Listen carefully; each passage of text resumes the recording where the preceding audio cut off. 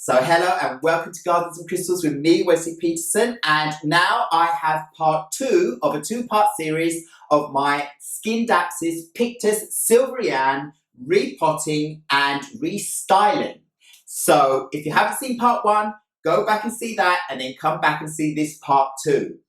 If you have, let's get on with the video. Now, to carry on with the Scindapsus Pictus Silvery Anne, I have this long stake here, about 1 metre long, and well, you can see the stake this one's already in. I want it as long as this one to fit in my window at Crystal Cottage and look beautiful straight away. And I know this is going to reach right up to here straight away, so it's a perfect size, and it won't be growing out any taller than that because it can't fit in the window frame otherwise. So anything else that starts growing too much, I will just propagate and be able to give away or sell or do whatever I want with, underplant other plants. You know, the ideas of what you can do with your plants are endless. So anyway, let me just get on with getting this plant out of the pot because it actually needs to be potted into a smaller pot to be able to fit into the size of the porcelain pot that I actually want to have it in. So we'll get on with the first part here. The taking out of this plant. You know what, instead of using a tray, I'm going to get a bag. There's going to be mess all over. Plastic bag, so I can get her out and have a look what's going on here. Squeeze.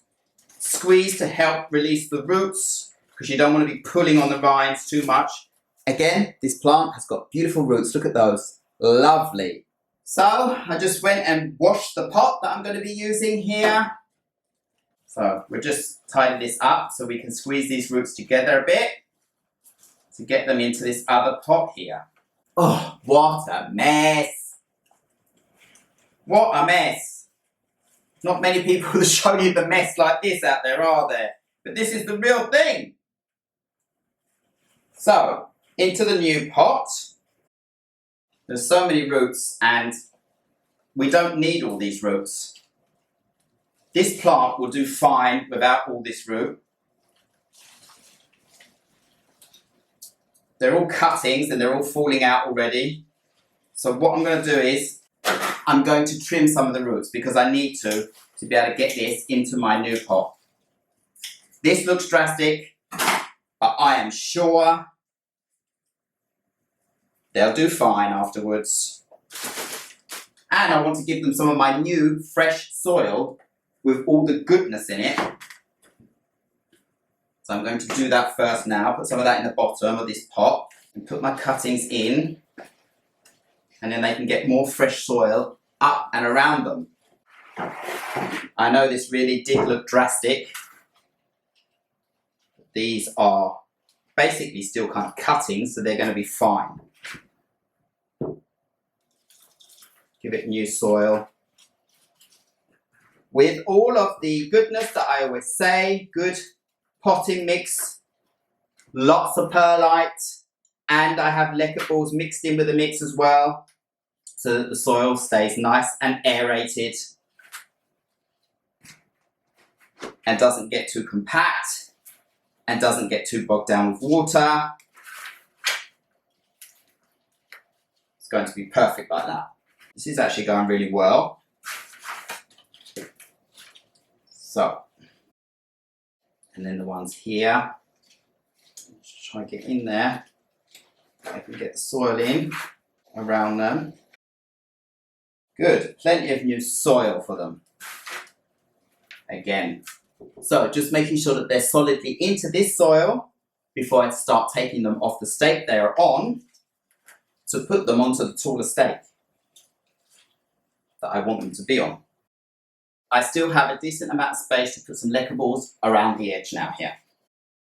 That plant has been downsized, and that's not normally what we do, right? But in order for me to have it where I want it to be, it needs to be downsized. So I just halved those roots. There were so many good roots on it, so many viable roots.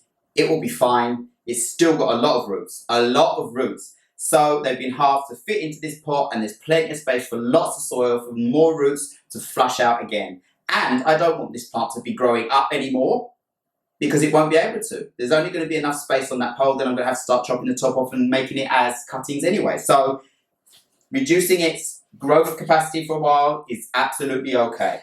So let me just add some lecker balls to make sure I've got it covered here. I'm going to drop them all. Ooh, I've done that before, haven't I? Don't want to go dropping them all again. Right.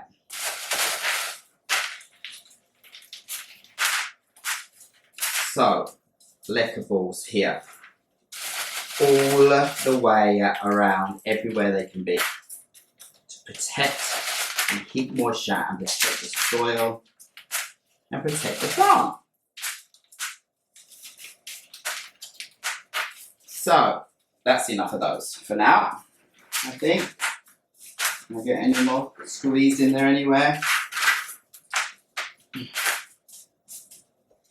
They will organise themselves later. Space in there. So now this plant is in its new pot. Now I have to take out the stake that it's on. So I have no choice but to unwind and unhook all of these vines to re-hook and tie them up again after.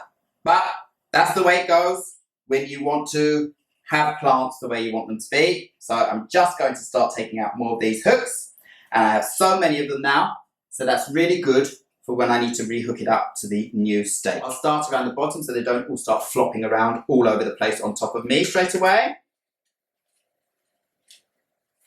They start about midway up because this plant, again, like the other one, has just been tied all around each other. So there's a few down here.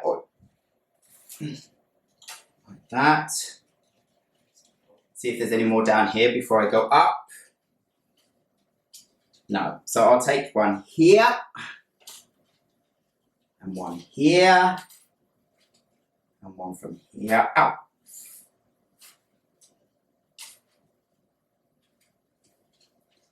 Yes. All the way around. Take them out. This is what you call depoling a Scindapsus Pictus Silvery Anne to make it into another type of design that I want. Just basically the same but taller. But still, to get there, we have to do all this. It's just outgrown its stake, and I don't just want to cut it back and be this size. I want to keep that height, so just got to do what's got to be done. And the rest of those stakes, oh, and some of they're a bit tight in as well, because you can see some of the stems, they get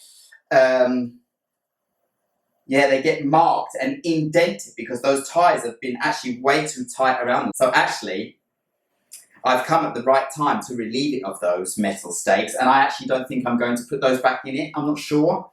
I might just put the twining that I use around, because that is easier to clip off one at a time if the plant doesn't need it anymore, or if you need to put ties somewhere else instead. So, see how free it is. It's quite free down here, so I can start unfolding it at the top. I just want to make sure about that. Yes. So, here we go. Start unwinding what's going on here. There might be some roots that have got into the fibre, but they won't be too difficult to get out.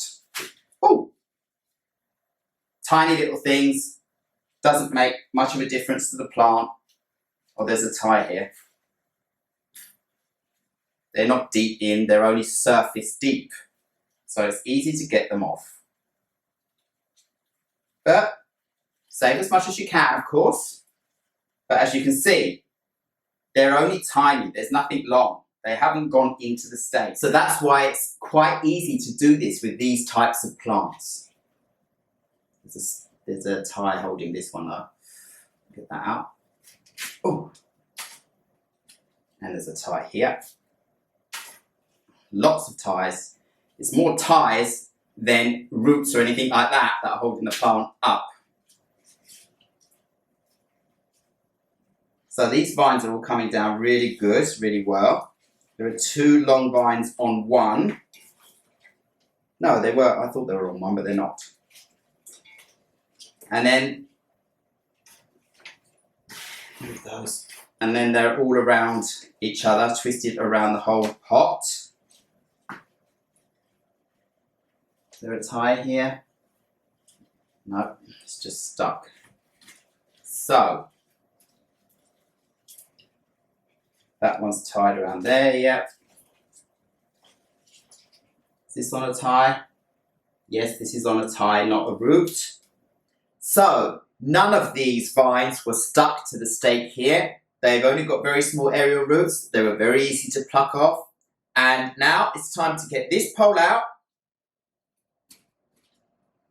Another one I can use for something else, that's great. And now I'm ready to put this even taller stake into the middle of this pot, compact it in, and start staking up this plant again.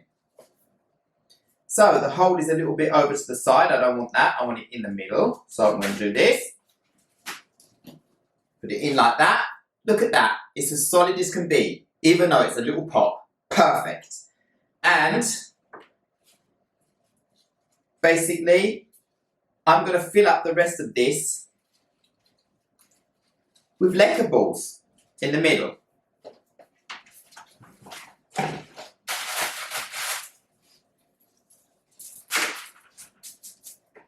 So that the stake is nice and solid. That is absolutely fine as it is. So that was a quick and easy job. Now I am ready to vine up to the top of this totem and see how long these really are. I think they're way over the top of that as well. So they're going to have to be folded up and a little bit down again if they're longer. So let's just see what is what and what is where and what is how, so we can sort out who is what and what will go where. Are you understanding me? Well, that's what this mess feels like. So, anyway, look, there's one piece that goes all the way around here, and that's ready to go up. Look here, it already goes up and over the top of the stake. So, you can't see that on camera at the moment, but it's way up there. So I'm going to use these pins to start with now that I have them to help me hold it in place, and then I'm going to use the twine to twine it together because I think it's better than this metal staking, but this is what I need just to hold these into the top to start with. And I don't have to put those in tightly because, as I said, they're just to hold it for now. So I'll take another one of these hooks, and then this one here has space to be here. Lovely leaves. And it's also right at the top of the pole, nearly enough. Yeah, it is right at the top of the pole. So I'll just put a stake in again, just to hold it up while I'm sorting it out so it doesn't fall all the way down again. Next one. A little look. This one looks like it's the next one there. Yes, it is. So this one is going to go here and stick a pin in. Oh, no. Stick a pin in. Oh. So that's held up for now. Next one. Who's the next one? This is the next one. It's a little one. But we need to put them in order so it's easier. So that one goes in here. New little leaf coming out and everything. So that will go there. Little pin. In there. Good. Next one is actually not that one. Oh, I missed one here. What's going on? This one is going all the way around here. Oh, no. Okay. Is there? Yeah, okay, that's fine. I can put this one in here. And this one is really, really, really, really, really, really, really, really long. So I can easily put that one in here, like so, and pin it into the top exactly, like that. Another one. Why's that one? How did I get to put that one over there? It's because it's behind that one. You know what? Doesn't matter. I've got two more here, and they're going to fill out the rest. Right. One more here to get staked up to the top. Every side has got leaves, so it's absolutely wonderful and full straight away. Full up. Oh, watch the totem doesn't get knocked out. It's only a little pot at the moment, so I put it in its porcelain pot, which is heavier for more support. Where am I going with this? I need to go to the top. You can't see again, but... And now, the last one, which is also really, really tall, is going to go here where there is a gap. Right, that's good, because look at this. All the way around, my plant is all the way to the top of this 1 meter high coconut fibre stake. And it is just how I want it to be and just the height I want it to be straight away. So now I can basically get my twine and twine it all in all the way up. And I will lift the camera a little bit now so you can see me working all the way along this. But we might as well tidy everything up and put this straight into its nice white porcelain pot so I've got more stability and to hold it in place. A bit dirty here. Just before I put it in, that's all. Not that anyone's going to see it, but I know it's there. So, oh, careful, don't want to knock it all off. Oh, just tidy up the bottom. Right, let's put this in so I've got support here because it's very... So, like that. So now all I have to do is concentrate on tying and twining up this plant so it looks nice. I am going to start at the bottom this time, trying to get my twine in around everybody at the bottom first to try and get all the vines in onto the stake. So there's something going on everywhere. Got to have all of them in, otherwise it's not going to work out. So it looks nice. So get them all in and tie. First one.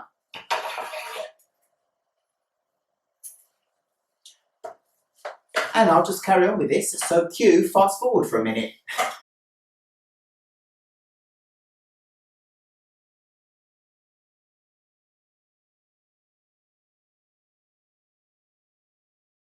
Halfway there now. Takes a bit of time because it's pretty tall. And I'm so happy about the result. She looking so good, this Anne. I really can't wait to get this beautiful plant in place at Crystal Cottage where I'm putting it. So that I have 3 beautiful examples of 3 different types of Scindapsus pictus right next to each other. So that you can clearly see the difference between them. Because they are quite different as well. They really are.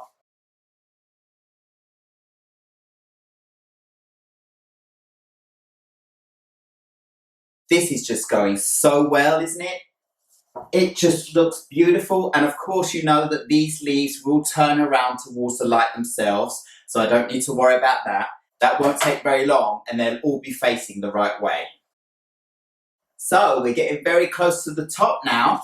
I just need to look around to see if everything is equal and level and looks beautiful.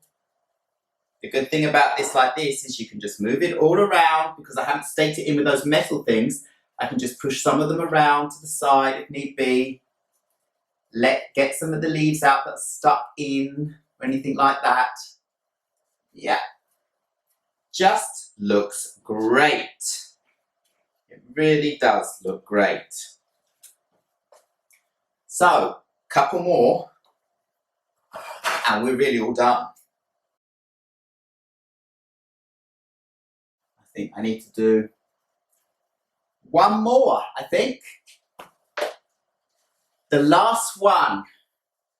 And then I think I'm all done. So now I need to be careful because I have all the small finer tips and the finer ends up here for the last piece that I want to get around everything, just to make sure I keep it all in.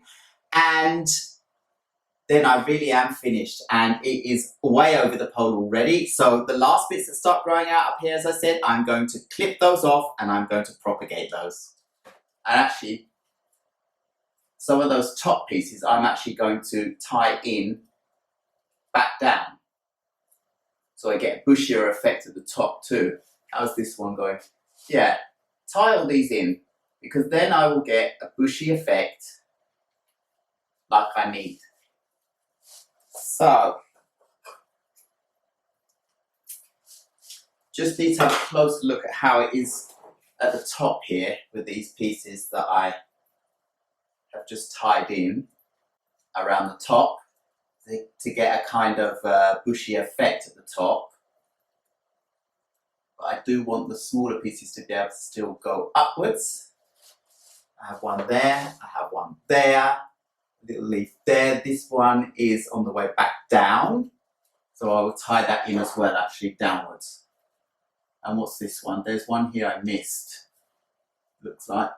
But I can get one of these metal ones just to put that little one in. If I miss that one, doesn't matter. It's just so I keep the flow upwards. So that was perfect. I'll use more of these pins here with these thin ones at the top just to hold them up instead of them falling downwards. That will be perfect. And the one that's going back downwards as well, put another pin in here as well for that. I need its leaves to come out the right way. So there we have it, I think. I just want to have a little look all the way around to see if it's level and how it looks. Just great. I need a pin here because there's a new branch coming off a leaf here, so I need to tie that in actually. Actually looks really lovely because it's so full with leaves.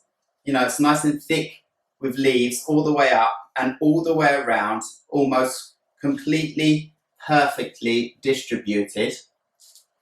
And there are more new coming out all over the place. So, to be sitting in my window at Crystal Cottage, this is going to be a perfect example of this plant, and it's going to love it in that window. It's a north-facing window, so no direct light, but there's light that comes in, and that is plenty enough for this plant, even though they do like to be in indirect bright light to get the maximum effect and beautiful growth. Never bright direct light, you will burn the leaves on these plants. Indirect bright light for maximum results. But these plants survive very well in low light conditions as well. I mean, very low light conditions. They'll still work, they'll still survive. They'll probably only have small leaves. If you stake them up, they give bigger leaves, but with brighter light as well. Otherwise, they'll stay with smaller leaves. And this one's getting pretty big leaves as it is because it was staked up. And I hope that will continue as it grows out more leaves. But I am just so pleased with the result of this plant. I mean, look at the size of it. It's double as tall as it was when I bought it, all tied in together. And you can hardly see the difference between how it was and how it is now. You could easily think that I just went out and bought it straight away like this. So what I got out of this was a shorter plant that was vining that I turned into a trailing plant that is really long and looks fantastic, besides the other plant that I have. And now this one that was already vining is vining double as tall because it's been allowed to vine up instead of being wrapped around itself. But I will be doing that now because I want to keep it at this height and I want it to be thicker, and I think it's just going to be beautiful like that. And it fits perfectly in its new pot, and I think that's going to be fine. It's got space to grow more roots because I took some of the roots off, but it's got new soil. And yeah, We'll see how it goes, but I think it's going to be fantastic. So that was part 2 of a 2-part series of repotting my 2 different Scindapsus Pictus Silvery Anne. So remember to go back and see part 1 if you haven't seen that already. There were some basic care tips through this video. This plant likes to be moist and then allowed to dry out. This plant is very good at telling you itself if it needs a drink. If the leaves start curling, then it's getting dehydrated and it needs a drink. If the leaves are flat and lovely like this and lush, don't start giving it a load of water because you don't want to cause root rot. So not too much water for these plants. Always indirect light. It does like bright light, but it can live in dark conditions. The soil, an aerated soil, a good potting mix with perlite, lacquer balls, wood bark, chunks, all sorts of things you can mix into a good potting mix just to make sure that the soil is aerated and doesn't compact, never sitting in water, and it survives perfectly well in normal room humidity, so it doesn't have to have any high humidity. Normal room humidity, which is around 50%, will be fine. 40–50% will be fine. Most houses are in the 50–60s anyway, so it's absolutely fine. It would love to be sprayed every now and again to clean off the leaves so it can photosynthesize as much as possible. Don't let it get too dusty and dirty. If you have a trailing plant that's hanging from a hanging basket, you can take that into the bathroom and you can shower the whole thing off. That will be very happy. If you have plants that you can't move as easy, just get your spray gun and spray it, and it will be very happy for that as well.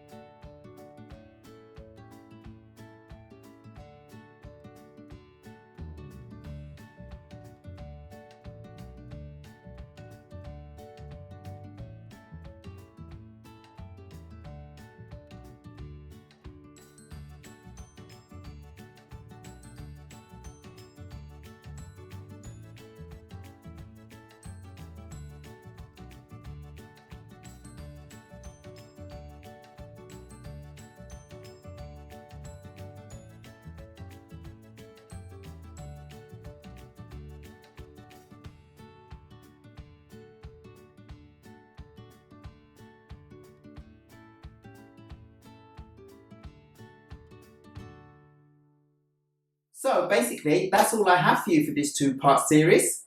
Part 1 and this part 2. So thank you very much once again for watching Gardens and Crystals with me, Wesley Peterson. Please remember to like, subscribe and hit the bell so you know when my next video will be uploaded. And I will see you again very, very soon. Goodbye.